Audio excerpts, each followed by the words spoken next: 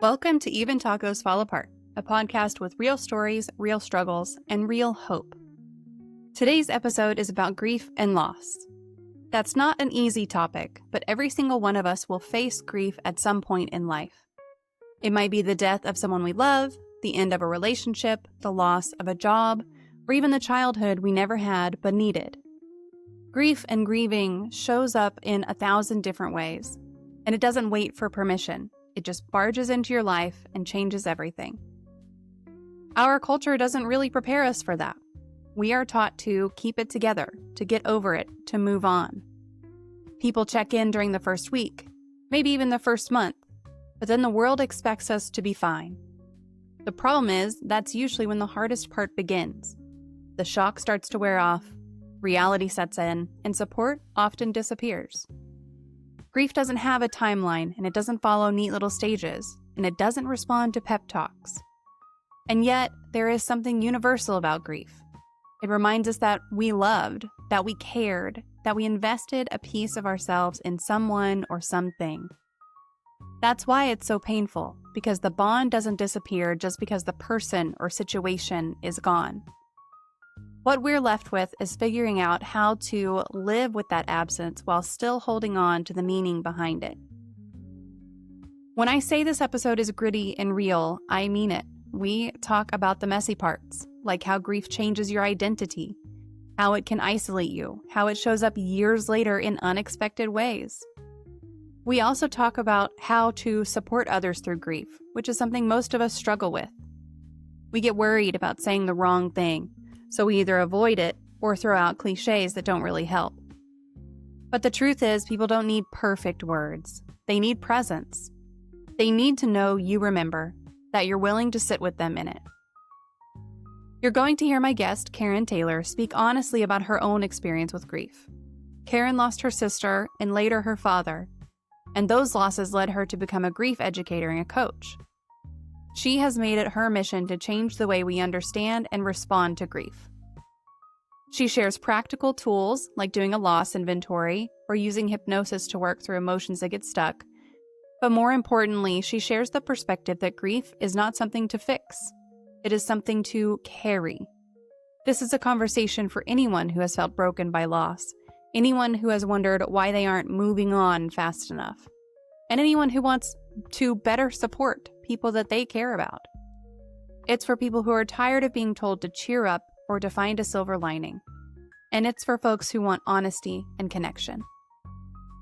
So if you've ever felt like you're not grieving the right way, or you've struggled to show up for a grieving friend, you are in the right place. Stay with me for this conversation.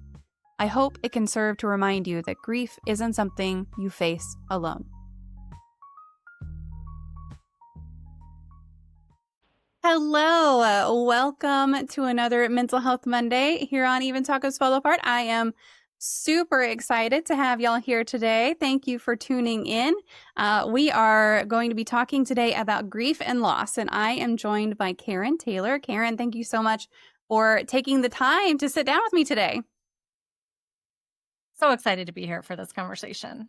I think it's going to be a good one. And grief and loss is something that, we all really experience in our lives. It's kind of unavoidable. So I hope that this conversation is one that who are here and listening and watching are interested in. If you have any questions while we are here, I'm going to open up a question queue, and you are welcome to ask questions in the chat while we're live, and we'll get them addressed. But thank you guys so much for tuning in. Karen brings more than 2 decades of corporate experience, along with a deeply personal story that reshaped her entire path. After losing her sister in a devastating fire, Karen became a certified rapid transformational therapy practitioner and grief educator. She now helps people move through grief in a way that's not just about coping, but about rediscovering themselves and finding meaning after everything changes. Karen's work challenges the idea that time heals all wounds and instead offers a powerful, personalized approach to healing that honors pain while helping people step into what they are becoming. I am, like I said, really looking forward to this conversation, and I hope that it gives everyone both insight and also maybe a little hope if you've ever struggled with grief or loss, which I really do think that probably all of us have. And I have a couple of social links and resource links for you guys already. So I'm going to go ahead and pop those into the chat. But if you are looking to connect with Karen, feel free to pop over to her website. There's a free resources website as well. And then there's LinkedIn and TikTok too. So make sure you go and connect with her, engage with some of her content, and yeah, all of that. So Karen, thank you so much. I am, like I said, really looking forward to this conversation. Me too. It's an important conversation. And, I'm just so grateful that others are willing to welcome me into that. And there's people that, want to lean into it as well. So grief excites me. I know that sounds kind of weird, but it is. I think there's a lot, there's a lot that we can do in this space and need to do in this space. Yeah. It is a little weird to say, like, I get really pumped up about talking about grief, because that's not something that most people would. You don't say the word grief and then you're like, yay. Right. Yeah. And, very exciting just from the standpoint of there's a lot of outdated materials and models and thoughts around grief. So I think the excitement comes from what I know is the opportunity for us to embrace kind of a modernized approach to grief, which is going to help tremendously in the processing of something that is it's unavoidable. Yeah. Can you share a little bit about what led you to becoming a grief educator and a therapy practitioner? Absolutely. So you mentioned it in my my bio, but it was coming face to face with really the first significant loss in my life. I had lost grandparents, an aunt and uncle growing up, but in March of 2019, my whole world was flipped upside down when my sister passed away in a fire at her home. And when they say that life can change in an instant, I firmly understand what that means, because that's what happened. Life was one way on March 3rd, and it was completely different on March 4th for my entire family. I never thought I would be a grief educator or a grief transformation coach. That's not what I dreamed of when I was a little girl. But life, has a way of showing you, what you're supposed to be doing and what you're meant for on this earth, and this certainly is my purpose in this world. So as I started to try to, figure out how to heal from a loss of this magnitude, two things became very apparent to me. One is we live in a very grief illiterate society, and a lot of the materials, like I mentioned, the models are just outdated. They don't really reflect the experience that many of us are going through, which leads us to feeling like we're doing grief wrong. So I wanted to bring a more updated, modern approach to grief processing and healing. And the second thing is that my understanding is how grief changes you. I mean, it changes you on so many different levels. And I think the thing that was most surprising to me was how much this became about rediscovering who I was. And so those were two pretty significant gaps. And so I created something to fill those gaps. Yeah. I know that it's difficult to think about, like, your life really can change just in an absolute instant, but it's very true. And if you've ever experienced something like that, first of all, I'm sorry, because I know it sucks. But yeah, you know exactly what Karen's talking about. It's just one day is one way and the next day is different. And it's a whole other, it can change your entire life trajectory. I wouldn't be here doing what I'm doing if not for something that happened to me. And it was a single incident. And it's one of those things that is just like, that's it. It's done. The way I was before is done. And now we're moving forward in a different way. So yeah, I get that.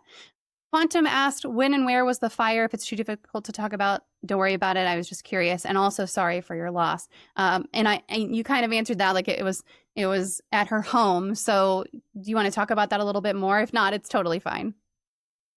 Yeah, no, it was at her home. And we live in Illinois. And I got two phone calls that night, actually. The first was from my mom saying that there was a fire at their home and they couldn't find my sister. And I I served the role in my family as kind of the fixer and the one that would be the neutral, calming, voice of calm when things happened. My mom, my sister would get kind of, frantic about things, and I was always the one to come in and just be calm about things. And so when I was talking to my mom, I'm like, she's probably shopping, everything's fine. She's okay. But there was something in my heart that I knew it wasn't okay because my son was studying that night. I remember he was at Starbucks studying, and I called him. I said, "You need to come home." There was just a part of me that knew. And then the second phone call I got was from my brother-in-law, and I heard him say the words, "There was a fire and Christy didn't make it." The next thing I said was, "But she's okay, right?" Mm. So that was my first introduction to shock.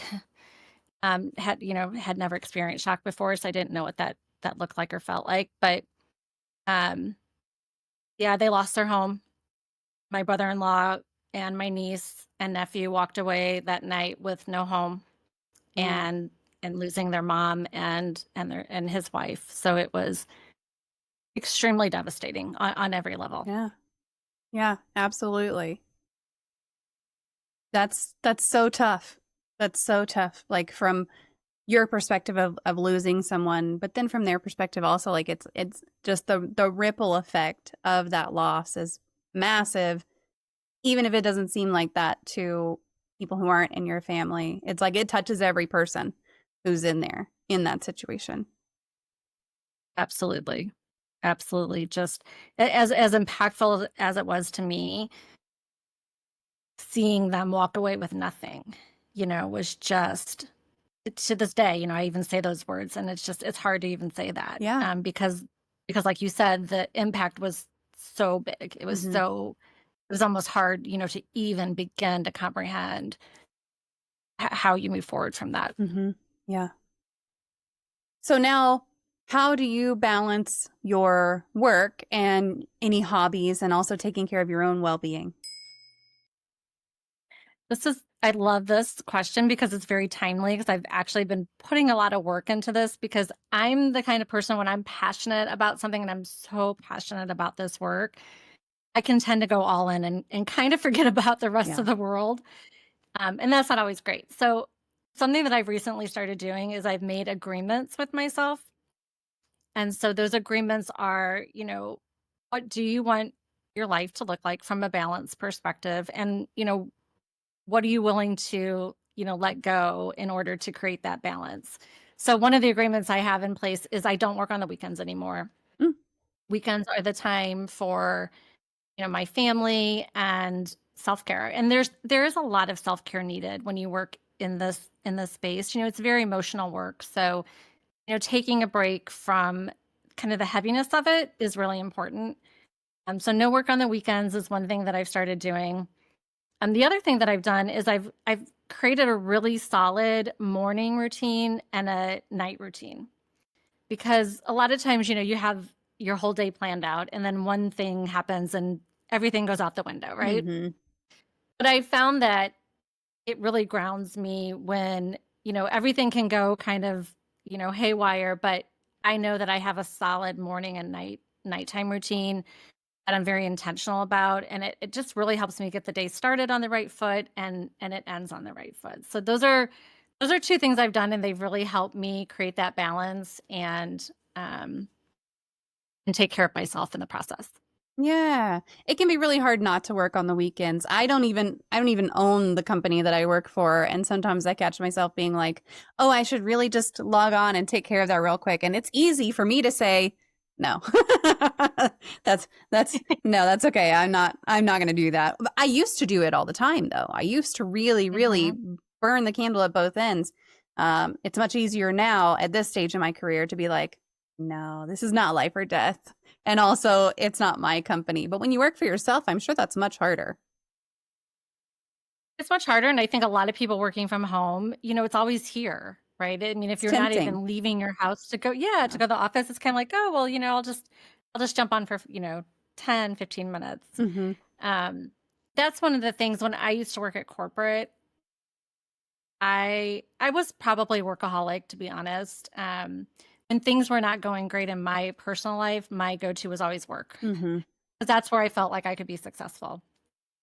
There were times when I was turning the lights on at my company, the first one in the building, to get a jump start on the day. And when you go through, a significant loss, it really does change your priorities, and it really becomes very clear what is important. And that's one of the things that I learned from grief and loss is I'm no longer sacrificing time with my family just to give to my career. I love my career. I'm always going to be a hard worker. I had, a very strong work ethic installed in me from a very young age, but I will always put my family first. Yeah. And that's a lesson that I learned through loss. Yeah. It's very similarly. Whenever my grandfather went missing, it was one of those things that I just like, I was in the middle of what I would have said in my head was like a life or death work situation. And immediately I called my boss and I was just like, it's yours, bye. Like, I'm out. Right. And fortunately, he was supportive. He was just like, no, go. Absolutely. This is what matters. And that was very eye-opening to me to just be like, oh, it doesn't fucking matter. Like, it really doesn't, matter at the Yeah. end. Right. Nope, not Things at all. will carry on. Yes. Everything will carry on. Yes. Yep. My work got completed. It got completed by others. It was fine. Even if it hadn't got completed, oh well. Like, that's okay. Mm-hmm. I was where I needed to be, and that was just fine. Yeah. Couple of comments from the chat that I want to make sure to read. Punk Rock Star says, sorry about your sister and her family. I could not imagine. How do you teach someone what you are going through? Sometimes I don't think people understand grief, and you can't show them how things are because you have to take care of it on your own. So when you say how do you teach, so like teach like your like friends and others. Yeah. So it's part of exactly what I help clients with is how do you come to the understanding of what you need in your grief. We haven't been great at advocating for our own needs with grief. And there's so many expectations from other people about how you should be processing your grief.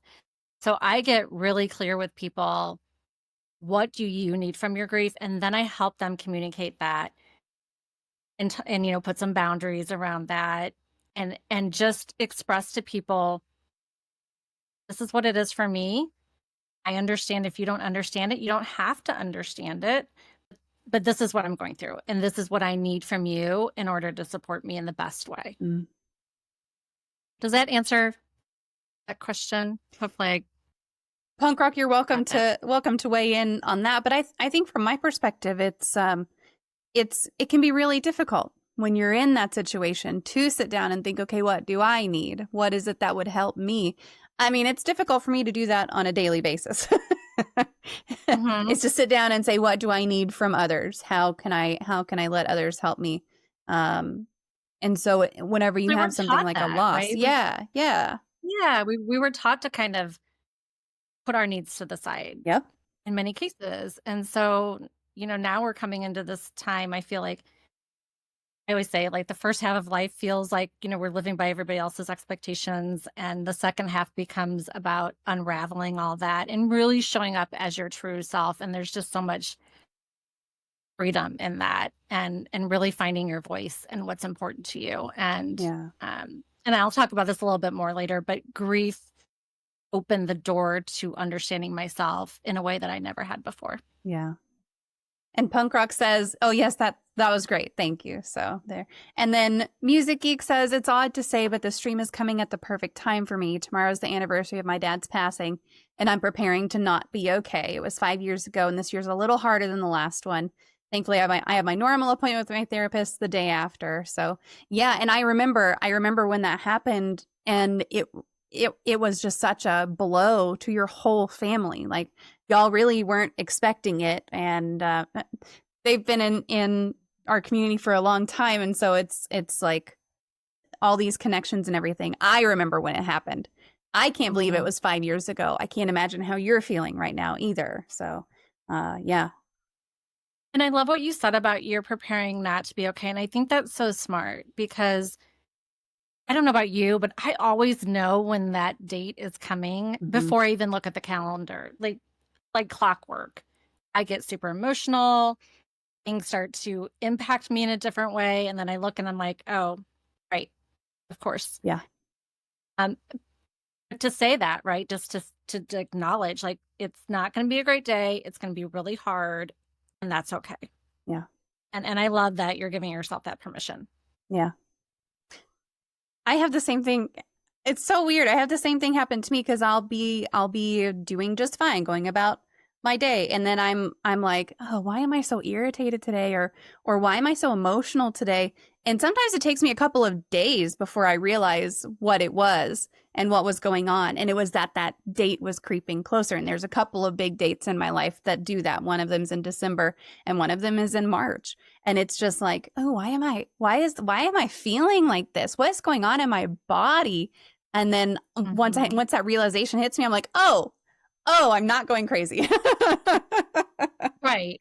There's a reason for this. Yes. And the body keeps the score, right? There's a very well-known book, by that title. And it's so true. Your body knows before you kind of mentally connect it. Yep. That book comes up so often, and I still have never read it. And I want to read it so bad, but I am not very disciplined at keeping up with nonfiction books and reading them, but I really should pick that one up because the number of times that it comes up on this show is just wild. And it's absolutely a dense true. Book.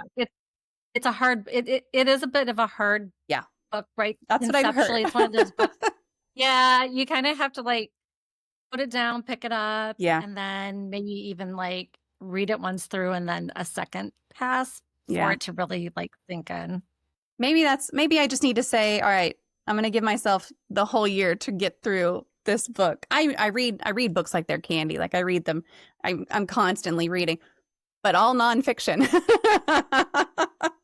See, I'm the opposite. I never read anything just for like play. It's always these like personal development books. So we should make a pact that we'll kind of cross genres there. You know what? I'm absolutely willing to do that with you. Absolutely. I set a goal this year is to read 12 audiobooks or listen to 12 audiobooks because I'm bad with audiobooks too. And maybe I could add like, okay, what month are we in? We're in. Maybe I could add like, okay, I want to read one nonfiction book also. I could commit to that. Do you have a true crime story that fascinates you? So many fascinate me. I will admit, when I, end the night and I want to relax, I turn on true crime. Mm-hmm. That is the way that I wind things down. So the one I think that sticks out to me the most is Lacey Peterson. Oh. And I think it's because it's the first time that this question really came into my mind, and it's been repeated so many times as I've watched other, Datelines or documentaries about this. And it's the question that, you hear the story and you think murder was the best solution that you could come to when somebody was going through like all the challenges and what was going on in their life, and then murder was really the best option. And that fascinates me, and it continues to fascinate me. And I yell at my TV all the time, and I'm like, there's so many other things that could happen. Why is that, what we choose? But I think it speaks volumes to our societal breakdown about how we handle conflict and disconnection. And I really think there's so much that we can learn from these true crime stories. And, many of these cases highlight people who clearly never learned how to process intense emotions, right? It's not something that most of us were taught.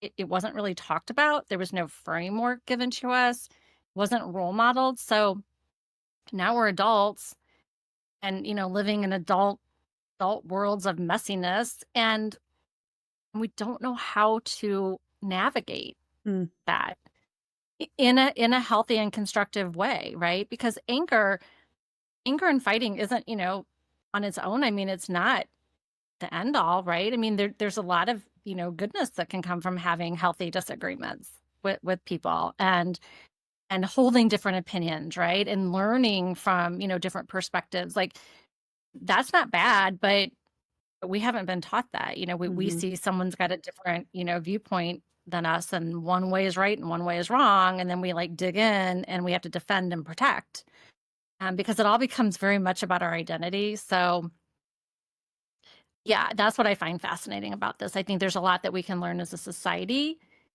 that we need to pay attention to and really start to help people process and work through difficult emotions in a healthier way. Yeah. I mean, anything is more healthy than murder. Come on now. There are so many other ways that you can do that. But my 18-year-old and I both share kind of this fascination with true crime. And every time Netflix comes out with a new documentary on something, it's like, I know within a couple of weeks it's going to be up on the TV while I'm working, or he's going to want to sit and watch it or whatever. But it's really interesting to me to sit and watch those with him, or he'll watch one that I've watched before, and then we'll kind of talk about it and be like, I can't believe the police are this way. And it really sparked some different conversations that I don't remember having with my parents ever. And now I'm having like these conversations with my kid about true crime and how to move through life sometimes. And it's really kind of eye-opening of like, oh, why did he murder her? Like, what was going on? And let's talk about how we can make sure not to ever let you get there. Because you can really take it and kind of be like, how did you get there? How did you get to that point in your mind and in your willingness to do these awful things? How did you get there in life? And so it's really interesting to kind of have those discussions with your kid, which now he's an adult, but only technically, okay? Still in your mind. Yes. He'll always be my baby. He knows that. Like, he already knows that he'll always be my baby, just like my youngest knows he'll always be my baby. But yeah, it's like, okay, you're an adult, and now you can kind of think, oh, and especially some of these ones. What was the one where she was living out of her van with her boyfriend and they were traveling? Oh, Gabby? Yeah, Petito. Yes, that's the one. Oh. So we were watching that one, and it's like, they're so young. I don't remember how old, but they're like, it can't be more than like early 20s. Early 20s. Yeah. Early and 20s. It's like, okay, this person is only a couple of years older than you. Look what happened in their life, So yeah, it's always fascinating to me. But we're not taught. There's a lot of things we're really not taught. Made me. Yeah, and that it really does open up, like you said, some really thought-provoking conversations. And with the Gabby Petito one, I thought, the parents that covered it up, and I'm like, what would I do? Yes. Like, how would I handle that? Like, I know I wouldn't do that, but like, how do you come to grips with something of that magnitude? But I think it's, there clearly needs to be, we need to be better as a society about, not breeding silence and isolation and shame when things go wrong, and letting people know, like, it's okay to be messy, and that's what being human is, and being authentic and talking to people about, the realness of what you're going through. Like, there's a solution. Trust me, there's going to be a solution that people can get behind and stand behind. And it, there may be some consequences, but it'll be better than the inevitable murder charge, because it always seems to usually come back, right? Yeah, it does. Oh, my kids know if they commit some sort of crazy crime, I will always love them. I will also always turn them in. We've had those conversations. Yeah, no, there's going to be, you don't call mom to help you cover up a major crime. Like, that's not how that's going to go. I'm going to help you. I'm going to help you turn yourself in a way that that is going to be safe for you to do so, and that's what you can expect from me. Same. Let's Oh, just be clear. yes, yeah, yeah. But I will of course always love them. But yes, Yes. I've had that conversation with both of them actually already, even though my 11-year-old's probably a little too young. But so, getting to the topic tonight of grief and loss, what's one thing you wish everyone understood about grief? One thing I wish everybody understood is that our lives would be easier and more enriched if we made friends with our grief Mm, instead of avoiding it, instead of pushing it away, because it's not going anywhere. As we get older, the losses we experience just increase. And if we knew that this was something that, we weren't taught growing up, right? We weren't modeled this, it wasn't talked about. And we knew that we were going to continue to experience it over and over and over again. Wouldn't we want to, wouldn't it make sense to lean in and to really understand like how to experience grief, how to talk about it, how to ask for what we need, how to help others and support others in their grief, and to get really curious about what grief can teach us, because it is one of our greatest teachers hmm if we allow it. I think that's something that not very many people are.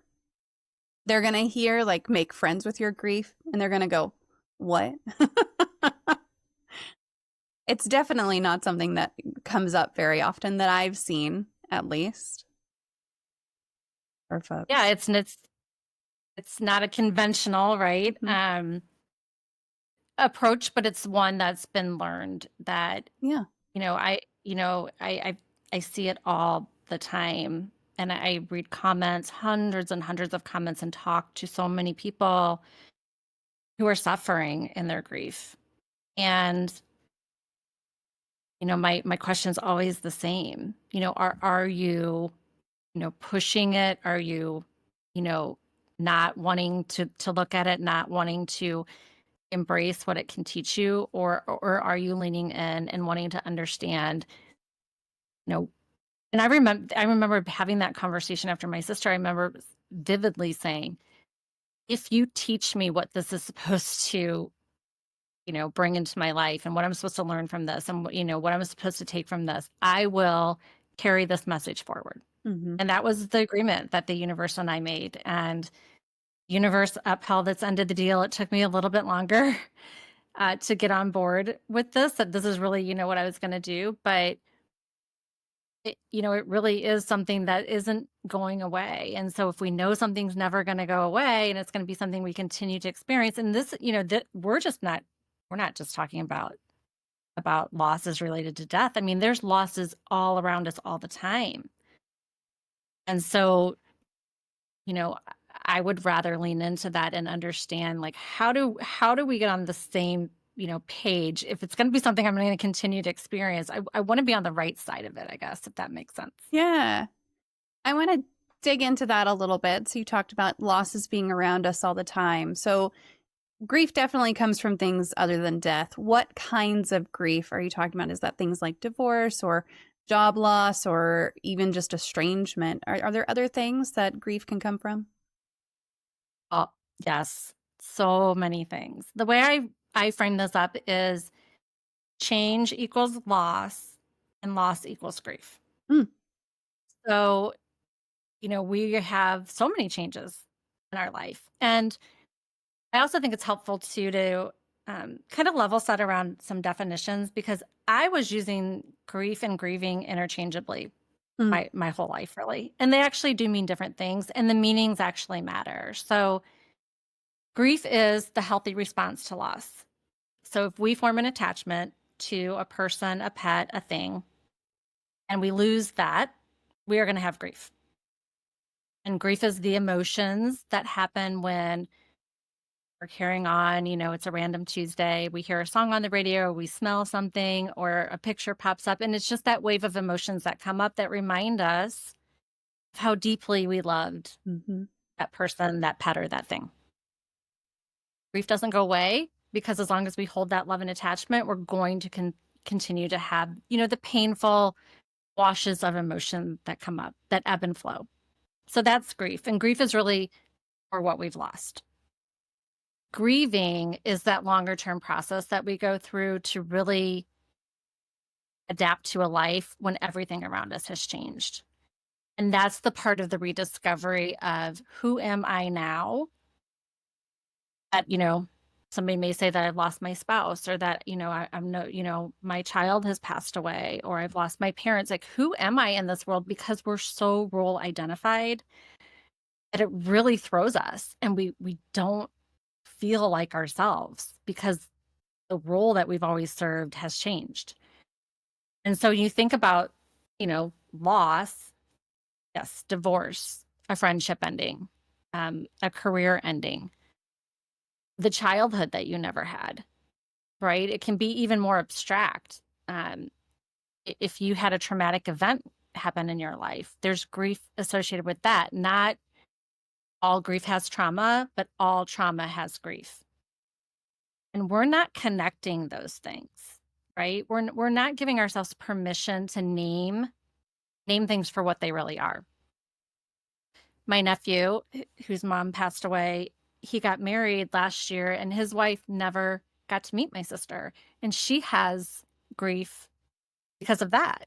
Because she has, she's surrounded by people who knew her, who loved her, who had all these memories, and she feels very disadvantaged.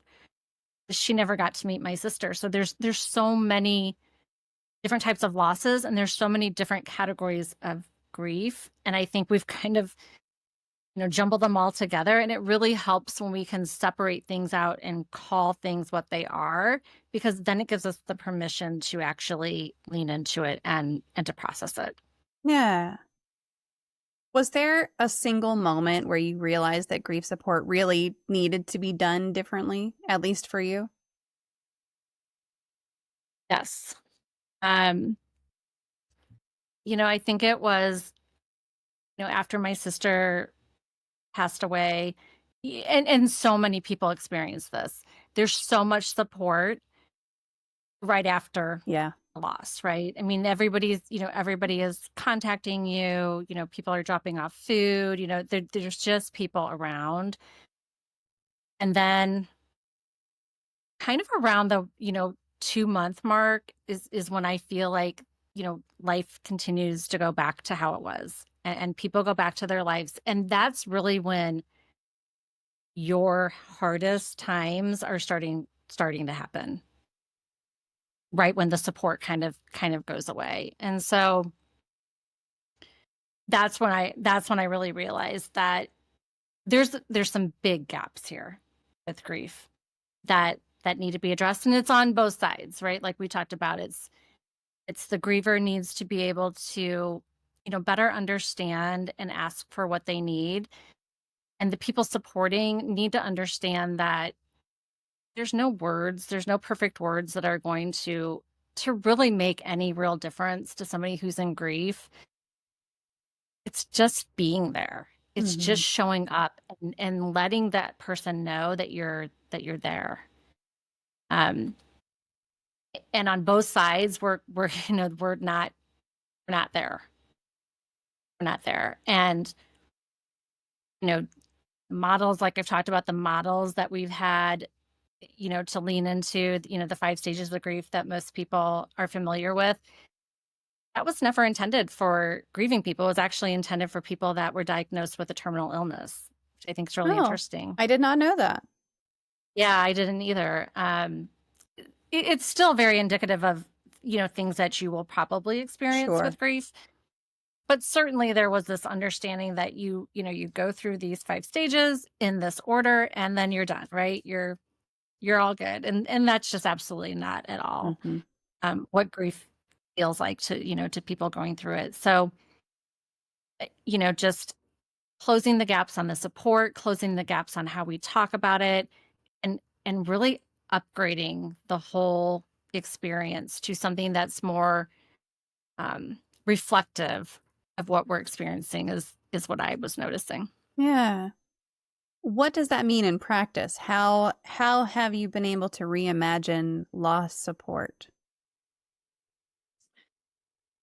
Yeah, so I think it's again, it's that two-sided coin, right? It's It's getting, I probably sound like a broken record, but I think, it's just so important to really recognize that, again, people think like they have to come up with the perfect words, and that's not what people in grieving want. They want you to be there. Yeah. They just want you to know that you're there. Um, no perfect words are needed. Um, and it's to ask for what we need. I remember after my dad passed away in September, I was sitting on my couch. That was my routine. I would get up in the morning and I would grab my pillow and I would go down on my couch and I would lay on my couch and I would lay there until I went to bed. And that's what I did for 2 months. And there was a time when I was laying there and I was getting resentful to my fiance because he wasn't picking up on what I needed. And then I remembered it's my responsibility. I have some ownership in this to go to him and explain to him what I need. And that's what I did. And I said, listen, here's what I need. It was 3 things. I said, we need to carve out some time each week that we can talk about my dad. I just want to, talk about memories. I want you to ask about him. I just kind of want to talk about how I'm doing with this grief process. So 1 is some dedicated time. 2, I need a lot of hugs. Like, if we're passing in the kitchen, just give me a hug. I probably need it. And then 3, don't make me feel like I'm broken. Like, please just never make me feel like I'm broken. And the further we got away from the date of his loss, the more important that became. Because it just comes, right? Just last week, there was a day when I was in a bad mood and I didn't want to be around anybody. And all I have to say to him now is, I'm having a grief day. And he knows what that means. And he's like, got it. And so he gives me my space. And it's just, you can't quite even articulate how much it can change the experience for not only the person going through the grief, but for those wanting to support. Because the truth is most people in our life, they love us, right? They love us. They want to support us. They're just so uncomfortable with their own emotions around this. And it brings up the thoughts of their own mortality, which is not something that most people, really want to spend a whole lot of time thinking about. And the truth is that, we're not great at witnessing other people in pain and not wanting to fix it. Yeah. Our first kind of order of business is, let me make this better for you. Yep. And you can't with grief. It's not a fixable situation. And so reimagining it to me is letting it be what it needs to be and letting that be okay. There is no one way. And when I work with clients, I do have a framework that I walk people through that incorporate some of the, the kind of the major gates that you walk through on a grief journey, but everyone is different. And so you have to meet people where they are in grief and do that really without expectations, without judgment, just compassion, because, this is something we're all going to go through. And if we can really show up for others in a very loving and compassionate way, others will show up for us that way. And we'll normalize this experience instead of, keeping it at arm's length, keeping it in the shadows and shaming people for how they experience this, because it's a normal reaction to loss. You talked about kind of naming the 3 things that you needed. And, one of them was hugs. And this came up the other day with my 11-year-old, and I had read something that said, you need 8 hugs. Every human needs 8 hugs every day. Not necessarily from the same person, but just 8 hugs in a day to really feel like they are well connected and loved, essentially. And so we were talking about, how many hugs do you think you get in a day? And I'm over here like, I know it's way more than 8. Don't even try, because I know it's way more than 8. He's like, I don't know, 4. So we started counting the hugs, and it was like, no, you get way more just naturally throughout the day than you even realized. He's a big hugger. I am also a big hugger. We're very touchy-feely all the time. But my oldest isn't. And it's like, I don't know. I think everybody has a unique need that if you're not communicating that to other people, my 11-year-old absolutely needs many hugs. And if when he first experiences grief, he's going to need way more than he usually does. My 18-year-old he's not really a hugger that much. He'll take a hug, but I mean, it's just not necessarily his thing. So he might need way less hugs, or he might need to communicate, hey, I need more hugs right now. But that's going to have to be an intentional choice on his part. So how do you, especially with kids, how do you teach them that? How do you teach them to identify what they need in that moment? Communicating it is maybe a whole other thing, because communication for a kid can be really hard, especially an 18-year-old who's too cool for school and all of that, too cool for parents especially. But how do you teach them to identify what they need?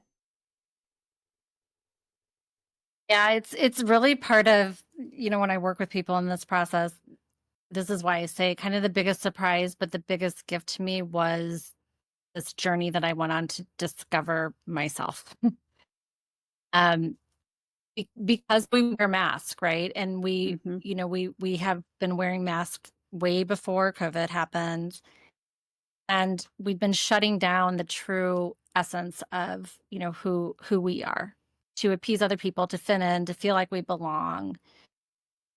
And so I, routinely, with my kids, or, even when I'm working with clients, you have to start to know yourself on the deepest levels, because you can't come up with those needs until you do that. I mean, this really is part of the work. And I named my company Atmology because it means the study of one's true self. And I couldn't think of a better name to describe the experience that I actually went through.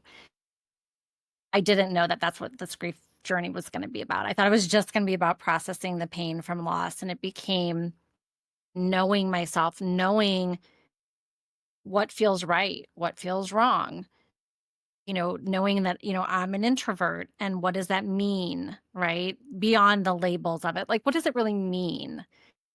What does it mean when you live with an extrovert? How does that communication need to happen, right? It's about getting super clear on who I am, what matters to me, what my values are. And I know, talking to a child, the conversation has to be altered, right? Because, we're not really talking about values and things like that. But, there are levels where, your kids can, if they're open to it, start to express to you. When you think about yourself, take the roles off, right? If you don't think about it in terms of I'm a son or a daughter, or a student, or a friend, like, how would you describe yourself? Like, what words would you use to convey to somebody else how you feel about yourself, kind of the true essence of yourself? And so that's what it takes. It takes that really that introspection to know that I like this, I don't care for this, right? And that's okay. Like, it's okay that your son isn't a huge hugger, right? That's not his thing. And we have to be okay to, give ourselves permission to just be the truest, authentic version of ourselves, even if it may make someone else uncomfortable, or someone else may not like that or understand it. And that's all okay, because that's the beauty of, all of us being unique, is that we aren't all showing up as one carbon copy of another, that we are these, really unique expressions. And there's so much to learn from each other and about that uniqueness, if we allow ourselves to one, to speak it, and to be on the receiving end, to listen to it and to take that in. Yeah.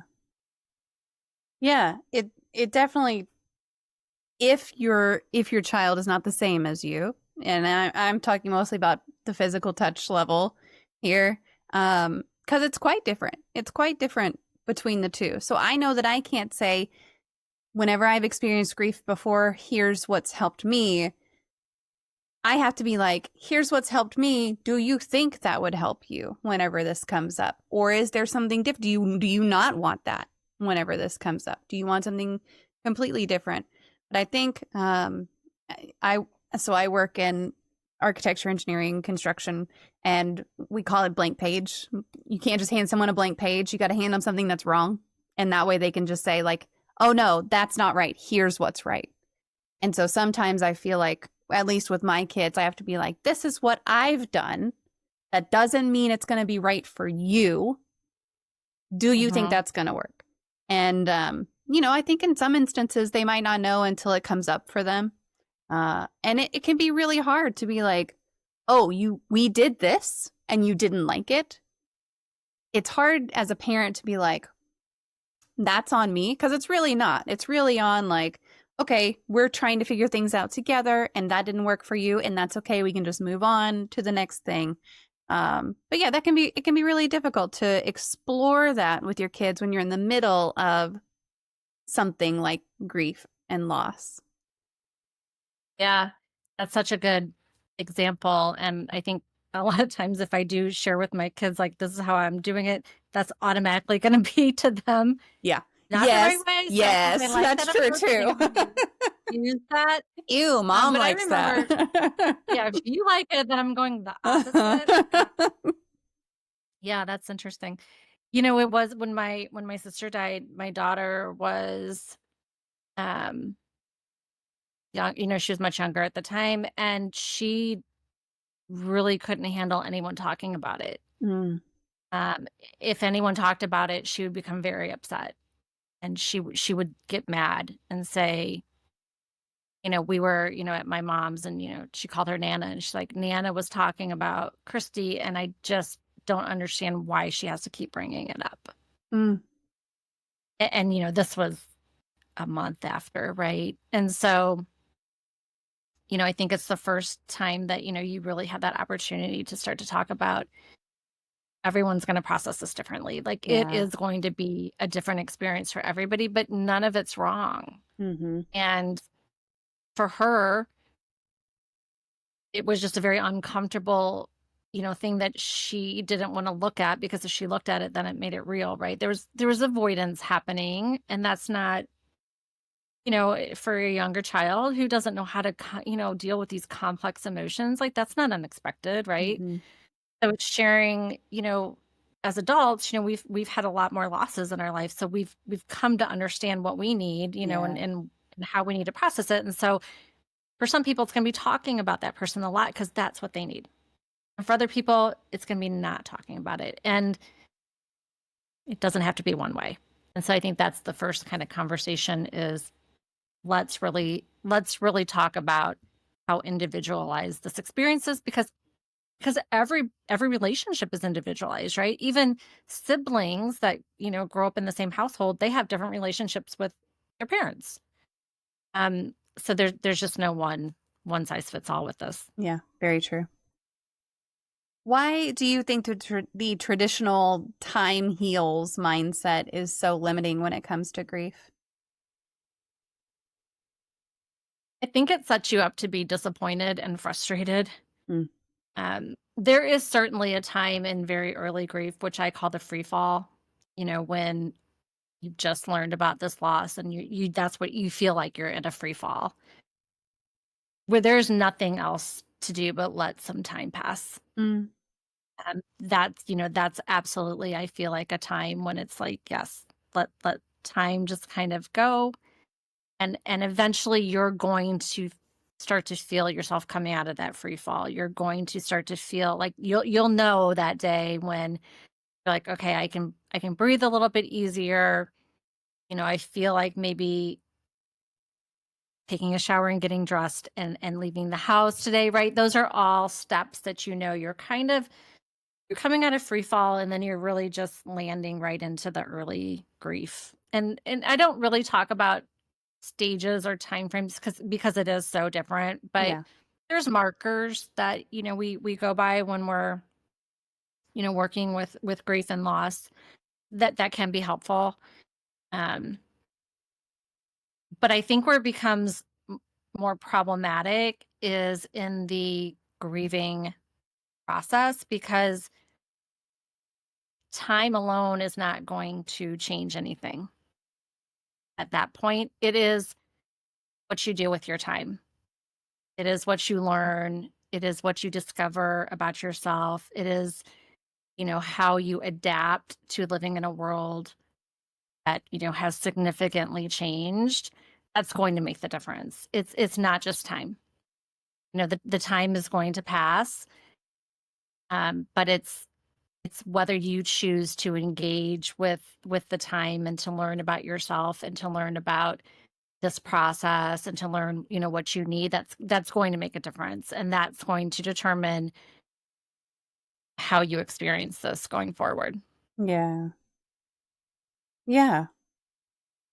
Can grief resurface even years later? And when it does, how should someone handle that? It absolutely will resurface, because grief is, if we kind of go back to that definition, grief is the part that's not going to end, right? It's going to continue as long as we hold that love and attachment. We are going to continue to experience grief. So you should expect it to resurface. Absolutely. And there's no way to know when it's going to happen. I mean, we can, again, these, anniversaries or birthdays or holidays, we can anticipate, some of that happening, but it's the randomness of it that you can't. I was driving in my car recently, and I was thinking about my daughter's birthday, and we had a trip to Chicago planned, and it was just going to be so fun. And my favorite song was on the radio, and I was just happy. I was just kind of like in my car doing my car jam thing that I do. And literally within the next second, I was bawling Mm. because I thought about my niece and nephew, and I thought about how sad it is that they don't get to experience that with their mom. And that's what grief is like. One minute you're fine and you're happy, and the next minute it just comes over you. And I would say when that happens, the best thing you can do is just allow it to be exactly Mhm. what it is. Again, if it comes up and it takes you out and you need a day on the couch just to veg or to cry, let that happen, because what we run from pursues us, but what we face transforms us. And so, it is there to help, but we can't push it, right? We do need to embrace it and just let it be what it is.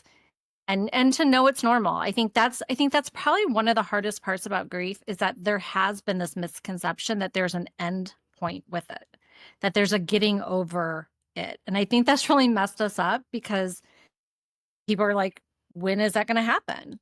Right? When is that time coming? And when it doesn't, then they feel again like, oh, I'm doing it wrong, right? I mean, we're always turning things back onto us. So definitions really, really matter in grief and loss. And just knowing that, it grief doesn't end. I think you do have to look at it a little bit situationally, right? Because with divorce, you're probably not carrying that love and attachment forward with you. So there is probably going to be an ending point with that, right? But maybe not from like the hopes and dreams piece of it, right? I mean, I remember after I got divorced, it wasn't grief over the relationship ending. It was grief over all those things that I thought were going to happen for us Mhm. in life. So it takes a little bit of a different form, but it will resurface. And I think if the sooner that we can kind of understand that and have some kind of agreement on that, I think we can handle. We're going to handle that better, because we're not going to expect it to be different than that. Yeah. It's interesting that you brought that up about divorce, because I was thinking, just like, I did grieve a little bit whenever I got divorced, just because I had life plans and they weren't going to go how I thought they were going to go. I was not grieving the person. And I don't think I ever had I mean, there were some things that happened that, and I do think that I grieved who I thought the person was. I grieved the idea that I was having in my head. I think a lot of the things that come up for me now, I wouldn't call grief, but maybe regret a little bit. And maybe it feels like a little bit of dwelling on things sometimes, of just like, for me, mostly like, why the hell didn't I leave sooner? But that's a whole other thing. But like, do you think that grief and regret sometimes cross wires a little bit? It's such a huge part of what you go through. And there's 6 needs of grieving. They're not stages, but they're needs, and you can't skip them. And so they are having your grief witnessed, expressing your feelings and your emotions, releasing the guilt and the shame, and that's where Mm. the regret comes into play. Um, I always forget this one. Um, Integrating the pain and the love, Mm. finding meaning, and I'm going to come back to the other one. Um,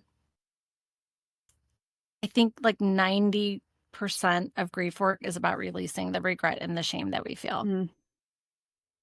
because our mind hates uncertainty. Yeah. It truly, it's the worst thing for our mind, is to be uncertain and in that state of uncertainty. So our mind would rather put us in a place of blame Mm. because it gives some illusion of control. And Interesting. so, right? Fascinating. And that made so much sense to me when I learned that, because countless nights, and everybody who has gone through this knows what I'm talking about. The would-haves, the should-haves, the could-haves that just ruminate in your mind Yeah. over and over and over again, because there's always, at the end of that, if only, is always some version of they'd still be here. Mm. And we know that can't be, right? We know that can't be. And so we work a lot on that. We work a lot on that with, I work a lot on that with clients, is, we have to release the guilt and the shame and the regret, but we can learn from it. And I think that's the important piece of it, right? There's so much that I learned about my relationship with my sister that has helped me to be a better friend, that's helped me to be a better partner, because I released the shame of it, but I learned from it, Mm. which I think is super important.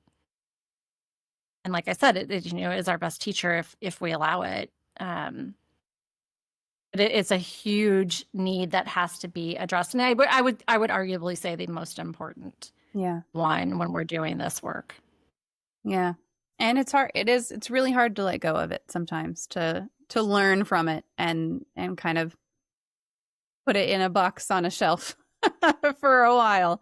It's tough. I mean, and it comes up, at least for me, it still comes up, and it's many years later, and it's like, maybe one day I won't feel so much guilt and shame, but right now it still comes up, and that's a bummer.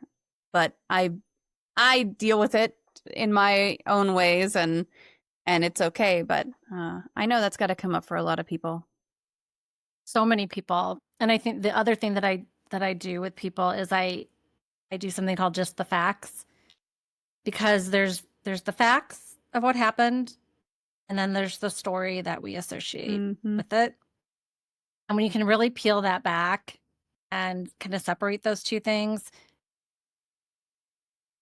the facts are the facts, right? And I felt this very much when my mom had to go into hospice, and I was the only person to make that decision, right? And my sister was gone, so it all came onto my shoulders, and I remember it was agonizing to have to be the one to say, we're ready for this. Yeah. And she was only in hospice for a couple of weeks before she passed away, and I had so much guilt. If we would have done this, if I would have done that. And then I had to stop myself, and I had to strip that apart, right? And I had to say, the facts are my mom had Alzheimer's and my mom was dying.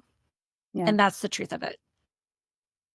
Could I have sent her to the hospital and done tests and put her through a whole lot of other things? I could have. That is a path. She was still going to die. Yeah.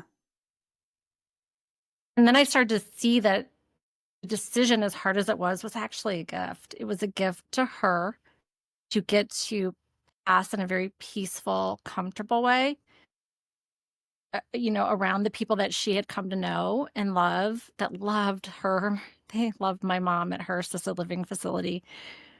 versus being in a sterile hospital environment, right? So once you can give yourself just a bit of grace and separate out those two things, it's always the story. It's always the Mm-hmm. story that keeps us in that mode. So it takes some separating out, and then you're like, okay, here's the truth, here's the facts, and here's the story.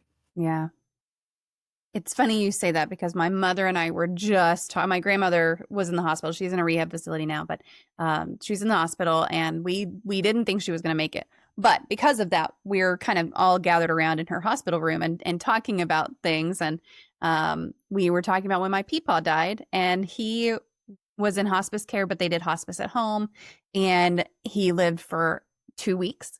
And it was like he went into hospice. Everyone had a chance to come say goodbye. He was lucid most of the time when people would come and say goodbye, and then he died. And my mom was like, "That's how I want to go. I want to have a week or two to say goodbye to everyone, and then I want to be gone." that is all. But yeah, it's and the folks who are making those decisions, they're doing the absolute best. I am sure you did your absolute best with the information you had at the time, and that's all that can ever be asked of anyone. Right. And again, we think the decision is what caused the death instead of really realizing people are dying. Yeah. Right. And that's going to happen. Yeah. We put so much on us as the cause, and that's really, truly usually not the case. Yeah. Rose is here and says, "How is everyone?" I'm doing great, Rose. Thank you for asking. Appreciate you being here. And also says, "I'm still grieving the loss of my father, who I never met because he died when I was 11 months old." That's a different kind of hard, for sure. So hard. So difficult.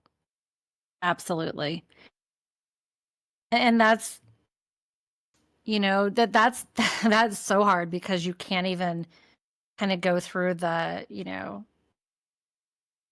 we had these memories, right? And we had this to hold on to.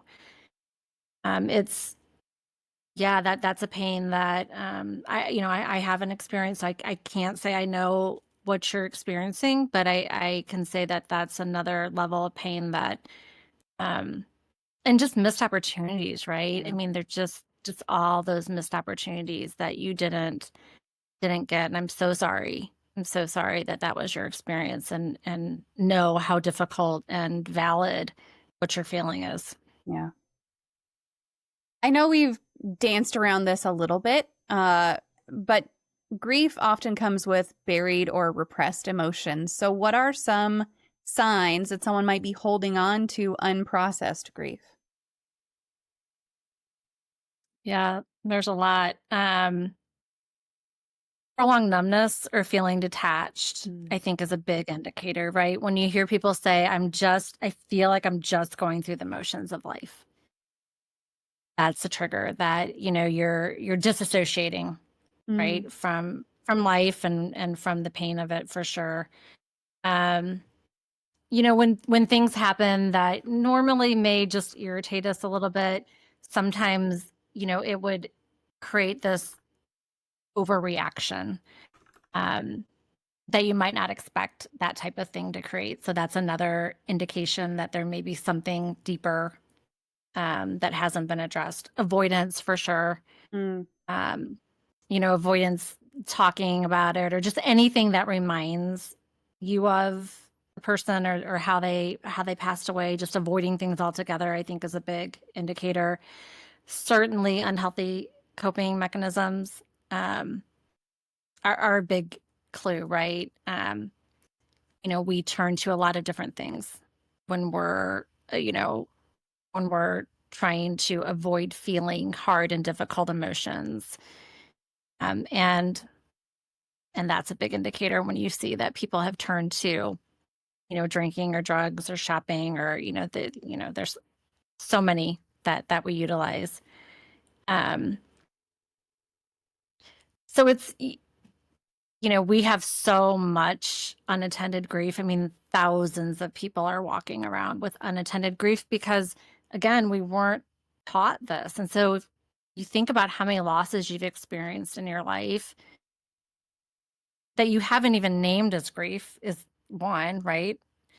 I do something with clients called the loss inventory, where I have them go back and in chronological order, as early as they can remember, start to name the losses. And it's Ooh. such an eye-opening experience. I mean, everybody that goes through this is like, whoa, Yeah.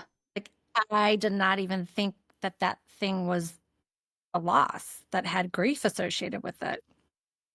So that's kind of a really important step, is we have to name what these things are. And actually, one of my free resources on my Stand store has a guide to help you start to think about these, think about unattended grief and what that might look like for you. But I utilize hypnosis in my coaching, which is, I love hypnosis. It's a really cool way to go back and start to revisit some of these things. Mm. It takes you back, because we have to bypass our conscious thinking brain, which is, kind of always the one with, all the thoughts. And we have to get in touch with our subconscious mind, because our subconscious mind holds all the answers for us. It's our belief systems, it's our memories, it's the meaning that we've made from things. And so often what happened in our past is we had an experience that had big emotions that we didn't know how to process. And so we kind of just shut that part down. And we're like, we don't want to look at that thing again. Or we made assumptions about what that meant. And those assumptions became our belief systems. And our belief systems are our identity. And it's all now how we show up in life. And there's so much to learn from going back. And I utilize hypnosis in a couple different ways to go back and review and revisit. We're not reliving it. You can't go back and relive something that's already happened. It's done, right? But we're revisiting it, and we're talking about what that experience was. And then we're talking about, like, what did you take from that? Like, what were the beliefs or assumptions that you took from that? And it's always so different than the truth, right? I mean, it's just eye-opening for people to do this. And I also utilize it to help with symptoms that people are experiencing. So many symptoms that come with grief. Sleeplessness is a big one that people experience. Not being able to eat or overeating. Just the anxiety and the stress that's related to all of this. So hypnosis really helps to rewire us and our thought patterns to replace that with something that's more beneficial, more empowering for us. So it's kind of a cool modality that I use, but that really helps to, and I always tell clients, we have to go backwards before we go forwards. Let's go back and attend to this once and for all and free ourselves from it, liberate ourselves from it. And now we have a clear path towards healing, because when you don't heal the stuff from the past, it does not go away. It absolutely does not go away. And what happens keeps coming back up with each new loss that you have. So it makes the new loss even that much more complicated and hard to get through. Also stacks up and causes lots of really impactful things to our body, to our relationships. It doesn't manifest in a very healthy way at all. And so every time I get the opportunity, that's the first place I start, is let's go back and let's attend to, what we haven't attended to, the old wounds, the old grief. And let's just finally do that, right? And now we can set ourselves up for real healing to take place. Are there any tools or strategies for someone who maybe is very fresh in their grief or maybe like fresh on the heels of a loss, to help them start to feel more grounded, especially if they're feeling like they're lost or floating at that moment? Yeah, I don't, I call that, again, that free fall grief. Yeah. I don't usually recommend a whole lot, because I recently read a book called Your Grieving Brain, and it blew my mind when I learned what our brain is actually doing and why you're so exhausted and tired. When you really understand and learn what your brain is going through, it makes so much sense. But a couple things that I do recommend for people is, when you feel that rush of emotions come up, start to just name things, right? Like name what you can see, what you can feel, what you can hear, what you can touch, what you can taste.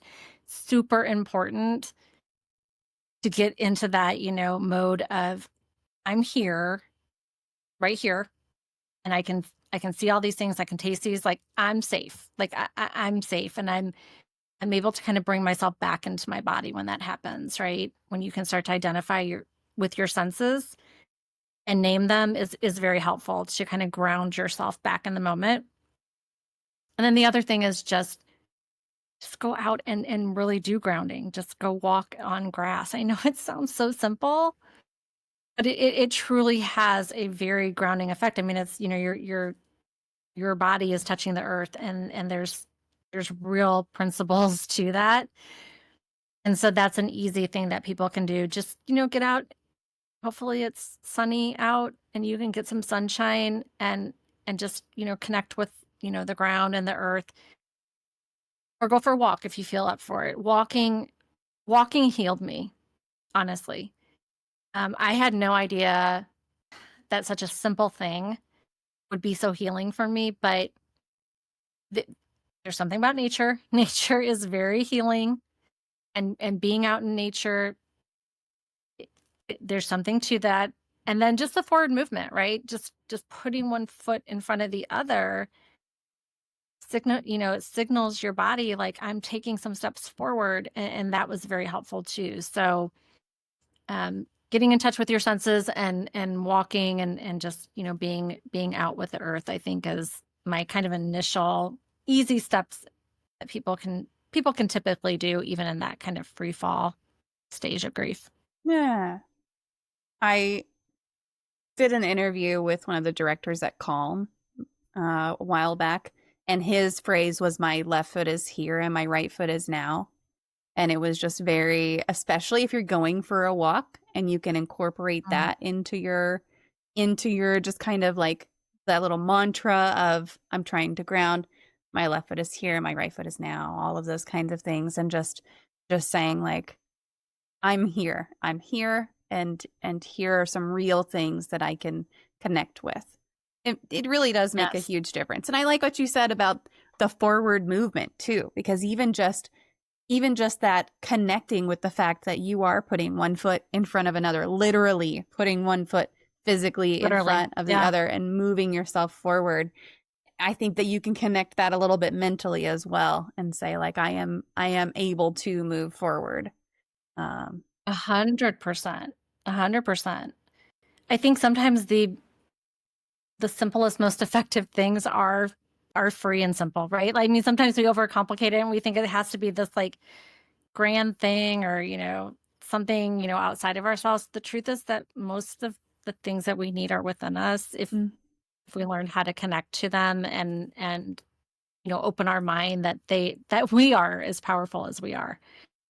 Um, which is pretty cool, right? I mean, and when you think about that, like we can heal ourselves, like we really can. And we don't always have to go and get the help from somebody, but there are times when that's absolutely the right step, right? So, I don't work with everybody. There's absolutely people that come to me and they're like, I need your help. And I'm like, what you need right now is to just be. Mm-hmm. Right? You don't need me talking about the future, or what things should look like, or how you're going to rediscover yourself. Like that's all things that can happen down the road. But right now you just need to be. You just need to allow what's happening in your body and your brain and just rest. Just give yourself grace. Allow this, magnitude of what's happened to you to just settle in, Mm-hmm. and there's nothing for you to do other than just be. Which sucks sometimes because, like you said earlier, we just want to fix things, whether that's We- in ourselves or in other people. We just want to fix things. I mean, hardwired to Yes. fix, right? Yeah. I mean, Yeah. that is, I only dated people that I could fix. It was a requirement, apparently. Um, yeah, I mean, if that's, the role that you took on, um, it's a very different, shift from that you have to retrain. Yeah. yourself to say there is nothing to fix here. There's nothing to fix. There's nothing to do. It's just allowing. And I think allowing is often, right, just the hardest part. Not controlling anything. And that's another thing that we all struggle with is control. And so there's a lot of learning that has to happen. And again, that's kind of where I say it's all about rediscovering yourself, because there is so much to that. Yeah. Yeah. We're not dating fixer-uppers anymore, right? That's not where we are. Oh, no. We have closed the door on that. We have healed that wound. Same. And Yay. it's so lovely to show up and it's like, oh, you have it together and I don't need to save you. It's I different. can just focus on, it's so different. It's wildly different. And also, takes some getting used to, right? Because yes. I mean, when we first got that, I'm like, oh, I'll sabotage this. Don't you worry. Yeah. And then he was like, I know what you're doing. Like, I know what you're doing. So I'm not them. So let's just stop this so we can just enjoy each other. And I'm like, oh, okay. Oh. Make it easy then, why don't you? Great. Make everything make sense, why don't you? Yeah, it's very refreshing. It's very nice. Yes. I'm going to catch up on chat a little bit here. So Rose said, I feel like it's my fault my father passed away because he did something to me, so my mother left him. So I'm the reason my mother left him. He didn't do anything physical, but he threatened it, and one slip could have resulted in me dying. And that's rough. That's rough to process. I felt that in my heart. Yeah. I felt that in my heart. And I think that, I think it goes back to the facts and the story, right? And I think, it would be helpful to really peel that apart. And the facts is that he was not being a good person. He was not treating you and your mom the way that he should have. And he made those decisions, right? He made those choices. And there are consequences to those. And letting yourself off the hook and really separating yourself from that story, I think would be helpful to go through, because I think you'll see that that squarely landed in his actions. Yeah. And none of that was in your control. None of that was in your sphere of control whatsoever. So it's not at all. That wasn't something that you had any say over. You were 11 months old, you said? Like, that's not it. Yeah. But that's hard. That is hard to cope with. And I would definitely encourage you to bring that up in therapy for sure. Just so that you can start to work out. We were talking about feelings of guilt and shame earlier, and it's definitely one of those things that you gotta deal with. And what did you say earlier? The things that you run from pursue you, and the things you face transform you. I love that. I love that so much. Yeah, I think about that often when I want to just avoid something. I'm like, I can run from this, but it's still going to be there, and it's going to be even more than it was. But if I face it, it's it's going to change me, and it has always changed me for the better. Always. Yeah. Oh, Rose said I was 8 months when my mother left him, and he passed when I was 11 months. So even younger, even less. Not that an 11-month-old can control literally anything in life, but even less.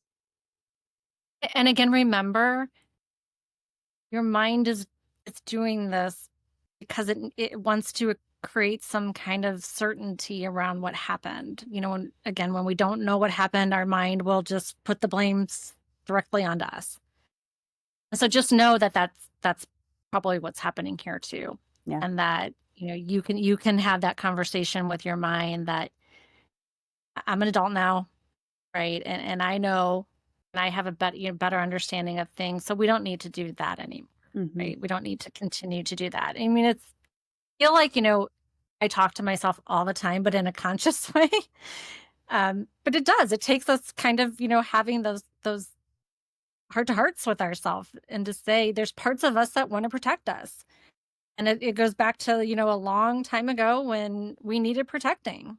you Yeah. know, when things were scary and dangerous. And if you didn't belong, you know, in your tribe and you got kicked out of your tribe, there's real danger that you were going to be killed. And that's why belonging is so important to us today. That's why it feels like we're dying when someone rejects us, right? You've had that feeling before. That's that old programming that's still in place where we have to now step in and say, "Hi, fear. Thank you. I do need you when there's real fear in my life. Please don't like, you know, abandon me totally. I still need you if there's, you know, a serial killer on the loose, like protect me, but don't need you to protect me from just the everyday things or to put blame on me where it's just uncertainty. Let's not do that." What advice would you give to someone who feels stuck in their grief and doesn't know how to maybe take the next step? So I go back to a models that I think work. Um, the first is kind of, you know, releasing the 5 stages and that there's a certain way you go through it and that grief is linear and really leaning into those 6 needs. And so again, and I remembered that last one now, so I'll kind of run through those again, but having your pain witnessed. So you need for other people to see you in your pain and to show up for you in your pain and not try to fix it, but just to witness that pain. That's very important. Kind of rule 1 with this. Step 1, expressing your emotions and getting really in tune with what you're feeling and not just the surface level stuff. And I have this feelings wheel. I don't know if you guys have seen this or use it, but it's really helpful because we keep things very surface level with our emotions, right? It's like sadness, anger, happiness. I mean, there's just a few emotions that we usually Mm-hmm. equate to most of our experiences. But when you like drill down, there's a lot of emotions and feelings that we're having. And if you can name it, it's very helpful to be able to process what you're actually feeling, right? Like, oh, it's not um fear, it's embarrassment that I'm actually feeling. And those are very different, right? But it's just a more nuanced feeling from that top level emotion. So I love the feelings wheel. I think it's very beneficial to be able to name and express what you're feeling, releasing that guilt and shame, being free of old wounds is the one I couldn't remember. Again, we talked about that, super important. Integrating the pain and the love, and that's where you can carry both because that's what it takes to move forward. We're never saying we're getting over it, we're leaving it behind. That's not the approach. The approach is how do we hold the love and the memories and carry it forward with us Mm-hmm. as we build a life that feels meaningful and fulfilling again, because that's all possible. But it's not an either or, it's an and. And then finding meaning, and it's never finding meaning in the death or the loss. It's finding meaning in the experience that you went through, right? It's like when you're reaching, you know, you set a goal and you're trying to reach the goal. I mean, how many times have you gotten to that goal and it just doesn't feel as like, you're like, I thought it would feel different. I thought it would feel better than it does because it's not the thing that gives us all the reward. It's the journey that we go through in trying to achieve that thing. And that's the same thing with finding meaning. Um, there will be meaning for you to find if you're open to it, and it can be some of the most life-changing moments, really. I mean, I wouldn't have found my purpose in this world if it weren't for what happened, and I would give it all back in Yeah. 1 minute, 1 second. I would give it back in 1 Yep. second if she could be here again. And everybody feels that way, right? But we can't. And so because I can't, wouldn't I rather be in this position where I have found my purpose and I am able to use what was the most devastating thing in my life to help other people and to give people a survival guide that, you know, I had to figure out and was really hard and it took a long time and it cost me a ton of money to try to figure that out. And now I can show up and I can say, meeting you where you are, this isn't a one size fits all, but these are things that are going to be very helpful for you to visit and to move through as you process this. Um,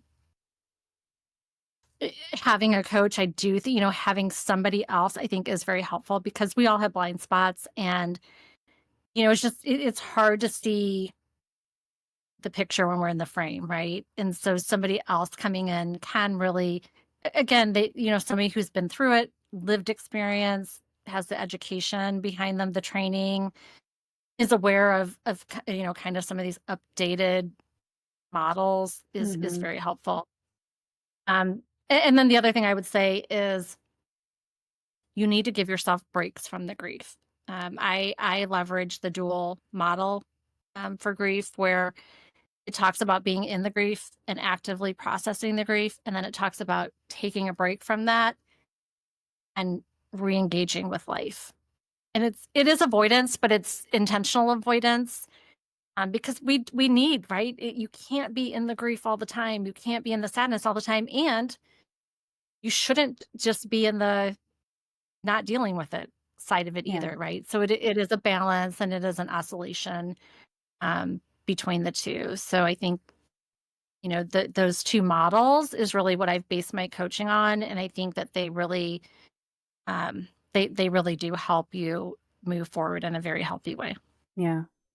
Well, I didn't realize I had done something super right then, because one of the things that after my papa went missing, we would all go out there every day and we would all get together and we were doing all these searches and working with all these law enforcement folks and like all of these different things, and it was all family doing it and been very close family friends and everything. And then at the end of the day, I would go home and I would talk to my sister while we played some games. And it was like, okay, we're doing all of this stuff. And I honestly, I wasn't processing any grief at that time. Like it took me a long time to even start processing grief because at that time I wasn't facing that it was a loss. And it took a really long time to get there. But one of the things that really did help me was to like focus on everything I could do during the day and at the moment that I was needed and at the moment that there was something to do. And then whenever I got a chance after the kids went to bed, hop on with my sister and play some games. And we would still talk about it sometimes because we obviously were going through the same thing. So we would still talk about it sometimes, but mostly we were just like, let's play some games. And at that time we were like playing Ark, and it was very much get in there and hunt these dinosaurs. And like, that's what we were doing. So it was very nice to just have that little bit of, let's disconnect. We're gonna just think about this over here, and it's not reality necessarily, but it's a temporary respite in the day. And it was so helpful. Yeah. So helpful. Yeah. And thank you for just so eloquently explaining how that actually works, right, in real life. And it really is. I mean, you have to give yourself a break. Yeah. We're just not designed to be in that all the time. Yeah. And as long as it's intentional and it's not just us avoiding it, just and never looking at it, I think it's a very healthy way to process that. Yeah, and it wasn't playing games all day long. It was a couple of hours, and not even every day of the week, and it was needed, and it brought my sister and I way closer together, which was a side benefit to all of it. It was just a really nice relationship that came out of that was a relationship before, but was stronger on the other side of it. So yeah, having something where you can disconnect temporarily, at least for me, it was super helpful. 100%. 100%. And I also teach clients, we're going to dedicate time in our day to do that grief work, where we're going to really intentionally think about that person, and we're going to be, the feelings, whatever comes up, we're going to allow for all of that. And that's a scheduled part of the day. Yeah. Because when you do it intentionally, it's much different than it just coming up, right? Mm-hmm. And kind of taking you off guard. And so our brain is going through so much. We have to retrain our brain with new patterns about where this person is in space and time. Mm-hmm. Because when we lose somebody, our brain does not understand that somebody that we still love so much wouldn't be here physically. Yeah. That's why you can pick up your phone a year later to go to text somebody that you know logically isn't here. Mm-hmm. And then you're like, am I going crazy? Am I going crazy? You're not going crazy. That's your brain having to remap and rewire years of data. Yeah. It just implodes the whole mapping system. And so this intentional time helps your brain say, and gives that message to your brain, I still love this person and they're not here physically. So we don't have to yearn for them and think they're going to walk through the door. Like, we have to help our brain understand that. And it's fascinating to me how this works. But there's intentionality that really is going to help you move through this in a way that, I just feel it's healthy and it's going to give you just some lightness to this. Mm-hmm. It can be really hard, though, to set those boundaries of I'm going to have this time set aside, or I'm going to get a little distraction in my day, and to have self-compassion and say, I need a little bit of distraction, or I need to dedicate some time to grieving. How do you help folks work on that whenever they're in so much pain? Yeah, boundaries are tough because, again, we are held to so many other people's expectations about how Mm-hmm. we should be doing things, and grief is no exception. And in fact, it's worse than grief. There was a study, and I don't remember the name of the organization that did the study, but they surveyed people to see like how long they thought it took people to get through grief, and the average response was 2 weeks. And I'm like, Oh my 2 gosh. weeks? I'm like, That's even nothing. name it 2 weeks, right? Like, but it just highlights the misconceptions that there are about grief. And so when we're in pain, we often feel very guilty for standing up for our needs and for doing what we need. And, especially with grief, if we pull back, we think we're going to hurt someone's feelings, or, they're going to think it's rejection. And we have to reframe it. So I help clients reframe that it's not rejection, it's self-protection. And you need that. And it needs to be whatever you need it to be, regardless about how anybody else feels about it. And I talk about boundaries the same way I do in grief or not in grief. Boundaries are there to allow you to have a relationship with somebody else in a healthy way, right? Because the alternative is, and if you can't respect my boundaries or what I need, then the alternative is I don't have a relationship with you. Right? So I'm trying to maintain this relationship, but it has to be built around what my needs are. And even if that makes you uncomfortable, and even if you don't understand it, like, that's okay. That's okay. But it has to come from doing things on our terms. Yeah. How can friends and family best support someone who's going through a loss without trying to fix it? Just be there. Mm. Presence is such a true gift. And continue to talk about them. I think that's the other comment I hear and people tell me all the time is we're so afraid that the world's going to forget about the person that meant so much to us, or the pet that meant so much to us. Like, the world does go on, and that is going to happen, right? And when no one expects the world to stop, even though your world has absolutely stopped.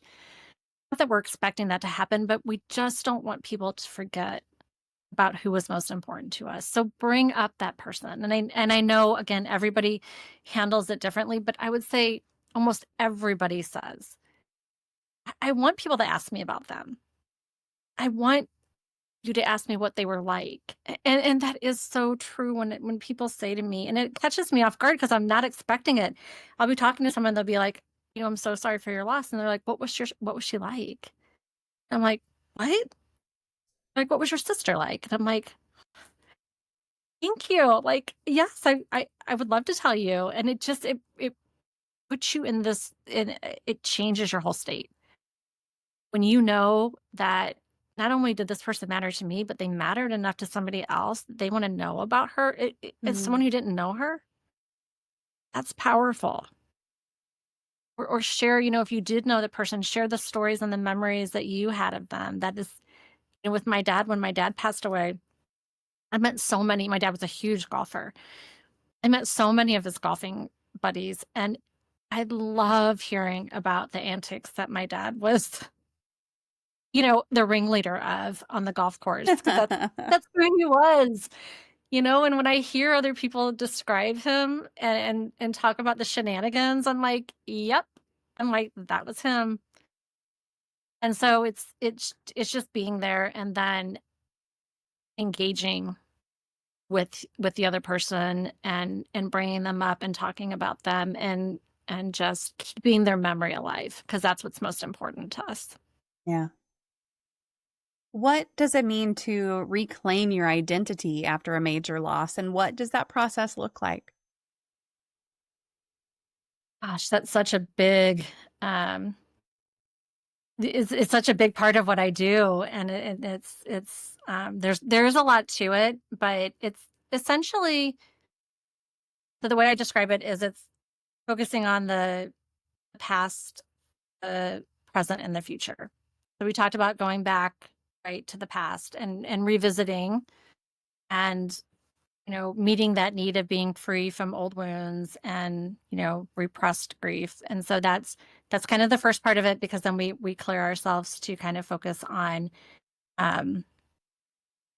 on the, the second piece of it, which is the present. And um there's, just so much suffering that we experience with grief, about the other person and or pet, and it's so much about how they made us feel.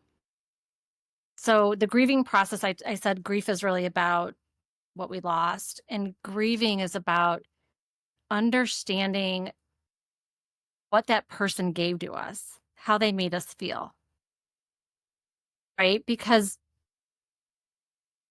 as a sister, I lost my sister, so I mean that was a huge shift for me and a loss of identity. It's like if I don't, I don't have a sister anymore. That's how I've identified my whole life. So who am I? That's where you start to get, you start to hear those conversations, but I don't know who I am anymore. Like I don't Mm. recognize myself, because the way that we've identified our whole life is just shaken up. So the present part of the work that we do and reclaiming our identity is about understanding what that person, pet, or thing gave to us, what they meant to us, what they fulfilled for us, and how we can fulfill that in other ways. It's not about replacing, but almost always something or someone comes into your life, or you yourself start to fulfill what that person gave to you. So I don't have a sister in this life, but I have so many relationships that give me the sense of sisterhood, right? They give me the essence of what sisterhood is, but they're not blood related. You really have to start to look at things differently. When my dog passed away, I'm the silliest version of myself with my pets. And I don't know if anybody else can relate to this or if I'm the only one, but I am, the way I talk to them, I'm a total goofball around my pets. And when my dog died, I felt like that part of me went with my dog. And Mm. I'm like, you know what? I can still be silly and goofy and fun. It just, I need to find somebody else that brings that out of me, because it's just not really my natural way of being. And my fiance brings that out in me. He's kind of a big kid, right? And that's one of the things that really drew me to him, is he's just always like having fun. And I'm like, "Oh, we can be like this all the time? Like we don't have to give ourselves permission to just like be silly and have fun?" Like that's what I was missing. That's a huge part of it. And then kind of the last vertical of it is the future. And that's where we're really getting clear about, what do we want, right? What do we want in this world?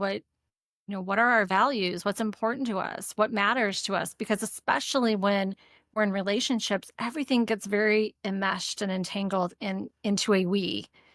And we often do lose parts of ourselves. And it's not that that's necessarily bad. It's just kind of what happens when we're in a relationship with other people. And so now it may be the first time in a really long time that we've had the opportunity to just say, who am I? What matters to me? What do I want? And that can be very liberating. So it's all of those things, right? It's the past, it's the present, and it's the future. And it's quite amazing when people go through this program to see where they were when they started and who they are when they end and the transformation that takes place. I'm never not in complete awe. And just like, this works. Like, if you ever doubt like what you're doing works, and then you just, you see it go, time and time again. And it's a blessing that, I came up with this because I was searching for something that made sense to me. That's like my superpower, is making sense of things, taking a lot of information and pulling out just the most impactful pieces and putting it into end-to-end process and saying, here you go. Like, that's my superpower. That's, it comes naturally to me.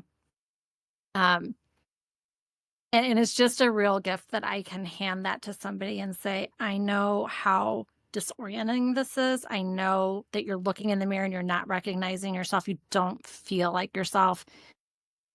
And when we try to go back to who we were, that's when we get stuck. And so to give somebody a roadmap to say, it's going to be work. This is going to be work, right? But it's going to be work where you're going to emerge on the other side of this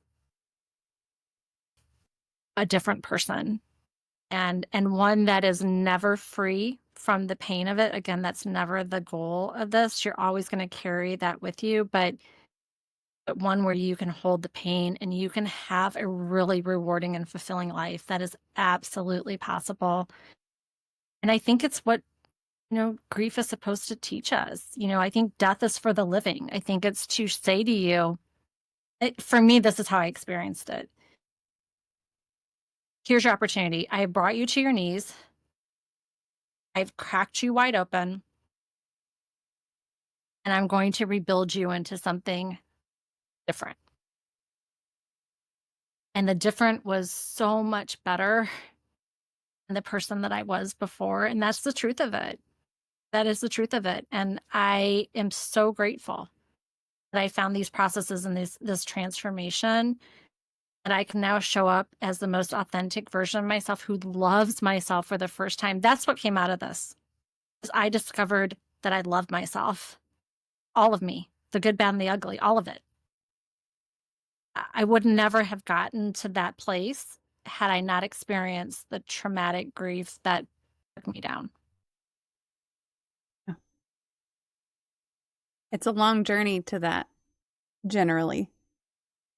It's absolutely a process. Like, it doesn't happen overnight, and it can be a, 2 steps forward, 3 steps back type of thing often. But to have some kind of roadmap to follow is so helpful, than just trying to kind of piece it all together and figure out like what works and what doesn't work. I think that was, the hardest part for me, is just, there was a lot of trial and error involved. Yeah.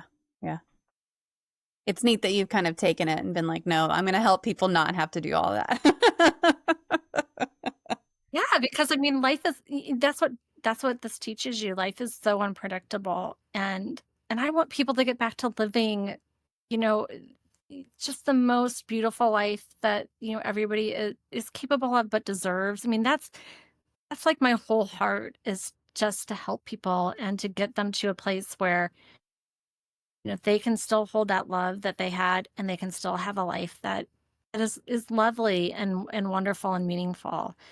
Because we don't know how much time we have, and I want everybody to spend as much time here living that way as possible. Yeah. Bite Mark would like to know, what is your favorite poem?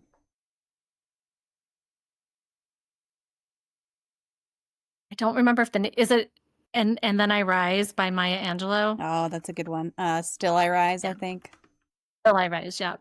Yep. Yeah. That is such a power. I mean, she is just, whenever anyone asks that question, like, who's one person that you would have dinner with, she's absolutely always at the top of my list. Yeah, she's on there for sure. Yeah, that's a great poem. And it's not super long either. So if anybody hasn't read it, highly, highly recommend going and reading it. And there's a link for you right there in the chat as well. We're coming up on the last couple of questions. So folks who are here in the chat, if you have any other questions, feel free to ask them and we'll make sure to address them. But in the meantime, Karen, what is your favorite life hack? So mine's about food. Shocking for people who know me. When I met my fiance, one of the first things he told me as we were eating at a pizza place was his love for pizza. And I'm saying love, like this man loves pizza. So we eat a lot of pizza in our house. And so the thing that he taught me is when you want to reheat your pizza, reheat it in a skillet. Yes. Yes. Right? Yes. Yes. Yes. Yes. Yes. Yes. Game changer. You can't do it in the microwave because it doesn't get it crispy. And if you do it in the oven, it dries it out. But the skillet, it gets the bottom crusty again, crispy, and the cheese is melty. Yes. I don't remember where I first heard of doing it that way, but I've done it that way for a long time. And every time I'm like, I'm gonna reheat some pizza, my kids will be like, can you do mine in the skillet? I'm like, well, I'm doing mine in the skillet, so of course I can. But it does. It makes such a difference. Totally, totally different. And it's like you're eating it not quite eating it fresh, but it's way closer to fresh. As close. Yes.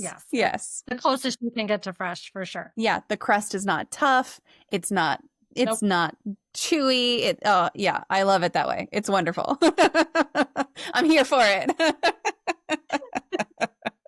It's promoting more carbs in my life. Hell yeah. Yes, please. If you could wave a magic wand and eliminate one common opinion or misconception surrounding mental illness, disabilities, you're talking about mental health, what would it be? To eliminate the judgment around it. To stop projecting onto people that they have complete choice in how they show up. And we don't tell people that have broken a leg to just walk it off. And so this is something that I had to really reconcile with my sister because my sister did suffer from a lot of mental illness. And at the time, I was not a compassionate person and I did not understand mental illness as I do today. And so I said those words to her. Just be happy. Like, look at your life. Like, look at everything you have, right, from a material standpoint. Like, people would, love to have your life. Like, just be happy. And so now I understand that, it's just not a choice. But, the judgment just perpetuates that shame and that silence and isolation. And that is not a good combination to have. And so I think the magic wand would help us have a more compassionate, understanding, and supportive culture. And that is what's needed. Absolutely. Well, I don't see any other questions in the chat. So what I'm going to do is post your links one more time. So if anyone is looking to connect with Karen, feel free to click through on any of these. There's some free resources for you, a grief reality checklist, hypnosis recording for integrating grief and loss, unattended grief guide, and more. And then LinkedIn, TikTok. And what I always say is that engagement is really the key here. So if you do go through to LinkedIn, TikTok, or anything like that, make sure that you leave a comment, leave a like, go through a couple of posts. That's what really helps all those algorithms and discoverability. And with that, Karen, I will just turn it over to you to share any resources that didn't get mentioned or anything else you want to talk about. No, I so appreciate the conversation. And again, just the openness and the willingness to talk about this topic that can be heavy. It's not always the topic people are raising their hands. So for everybody that came on, thank you for opening your heart and your mind and, you're the real MVPs here for showing up and, wanting to learn about a topic that, is not the easiest. So just continue to, lean into your grief and embrace it and, for what it's going to teach you, because it's quite the teacher. It's quite the teacher if we allow it. So just blessed to be here, blessed to be able to share this message. Yeah. Thank you, Karen, for joining us today, just for taking the time. I enjoyed this conversation, so I hope that others will as well. But definitely thank you for taking the time out of your evening to join us today. That was my conversation with Karen Taylor on grief and loss. I know it was heavy, but that's the point. Grief is heavy. It's not something we can just tidy up with a saying or a timeline. What I appreciate about what Karen shared is the reminder that grief isn't just about death. And it's not something we ever truly finish. It's all about the moments life forces us to adapt, to find a way forward when we don't get to choose the outcome. One of the things that really stuck with me is how important it is to be honest about our needs when we're grieving. We can't expect our friends or partners to read our minds. Saying, "I need to talk about this," or "I need you to just sit with me," makes a world of difference.